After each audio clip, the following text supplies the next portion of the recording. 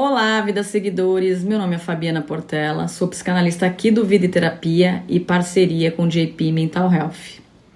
Há 2 dias, a modelo e estilista Jennifer Pamplona deu uma entrevista na UOL contando que fez mais de 30 cirurgias plásticas e que sofre de um transtorno chamado dismorfia corporal. Foi uma entrevista bastante interessante e, acima de tudo, muito relevante as contribuições dela falando sobre esse assunto, contando o tanto que ela sofreu nesse mundo da moda, desse mundo glamouroso, e o que esse entorno contribuiu para que levasse ela a ter feito essa quantidade de cirurgias plásticas. A dismorfia, ou transtorno dismórfico corporal, ele acontece quando o indivíduo ele tem uma percepção alterada da sua própria imagem. Pode até ser que tenha algum tipo de defeito, alguma anomalia. Porém, em muitos casos, não é isso que acontece.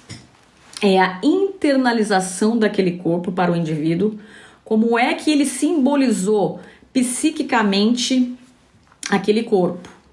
E aí o sujeito é invadido por pensamentos intrusivos sobre aquele corpo, podendo ficar horas perante o espelho, contemplando aquele defeito, aquela anomalia que ele acha que ele tem. Sabemos que o transtorno dismórfico corporal é muito mais comum do que a gente imagina. Estudos mostram que 3% da população pode ter esse sintoma. Ele também está associado a outros tipos de transtornos, como transtorno obsessivo-compulsivo, depressão, fobia social. Agora, o que mais me chama a atenção na entrevista da Jennifer na UOL foi saber o quanto aquele entorno midiático pode ter contribuído para esse elemento central desse sintoma, que é a insatisfação da própria imagem. O quanto a mídia nos incita a ter esse culto à perfeição, a ter todas as plataformas sugerindo corpo perfeito, corpo sarado, rosto bonito e entre outros. Na entrevista da Jennifer na UOL, teve alguns trechos da fala dela que para mim foram de total relevância. Eu vou ler aqui para vocês, mas aí eu recorto na edição e coloco para vocês estarem acompanhando junto comigo, que são as seguintes. Abre aspas. Meu corpo não é brincadeira, fecha aspas. Eu fiz a personagem Jennifer Pamplona. Criei a alcunha da Kim Kardashian brasileira para ganhar fama internacional. Fecha aspas. Abre aspas. Até que um dia uma jornalista me perguntou qual era a tendência da vez do meu corpo. E ali me dei conta de que meu corpo não é tendência. Não é uma brincadeira. E comecei a mudar e a enxergar a vida de outra forma. Aí também tem um trecho que fala do entorno da família dela. Abre aspas. E as pessoas também têm que ter um certo tipo de cuidado com o que falam. Quando eu era mais nova, um familiar chegou a comentar que eu era muito alta e tinha pé grande. Então pesquisei para diminuí-los, e isso é muito sério. Eu queria fazer algumas contribuições sobre a ótica da psicanálise, já que foi falado sobre a ótica da psiquiatria e psicologia. Eu gostaria de explanar aqui para vocês como que isso funciona dentro do inconsciente da pessoa, né? Sobre essa alteração de imagem, essa insatisfação de imagem, sobre mesmo a dismorfia.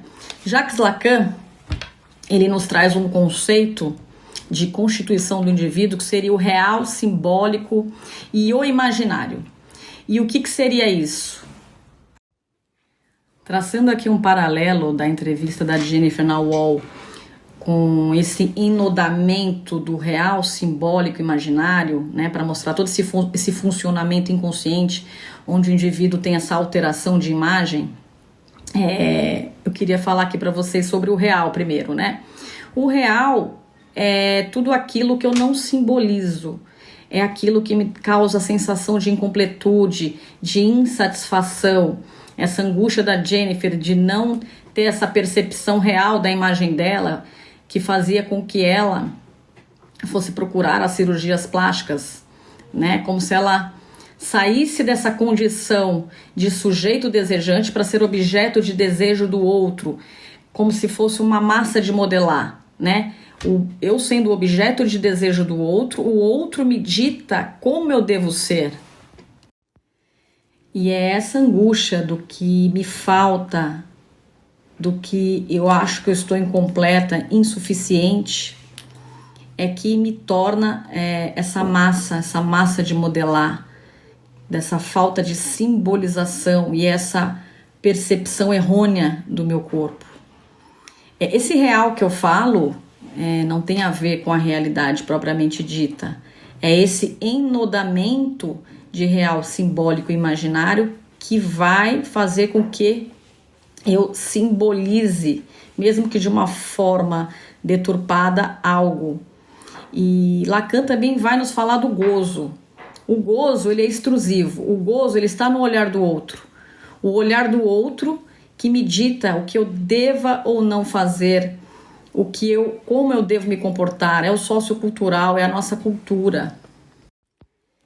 E dentro dessa tônica do simbólico, ela vai dizer sobre nossas cadeias de significantes, que de certa forma também ajuda a constituir o indivíduo, de certa forma, porque antes de nós sermos seres que falamos, seres falantes, nós fomos falados do verbo passado. Existia alguém que nos constituiu, né? No caso, papai, mamãe, vovó, e todo esse nosso entorno gerou uma cadeia de significantes que me ajuda também a me simbolizar, quem eu sou. Quando ela fala que quando ela era pequena, ela sofreu um certo tipo de bullying, porque falaram que ela era muito alta, que ela tinha os pés grandes, isso é uma cadeia de significantes também. Então, dentro dessa cadeia de significantes, percebam que algo nos antecede, nos marca e nos causa efeito.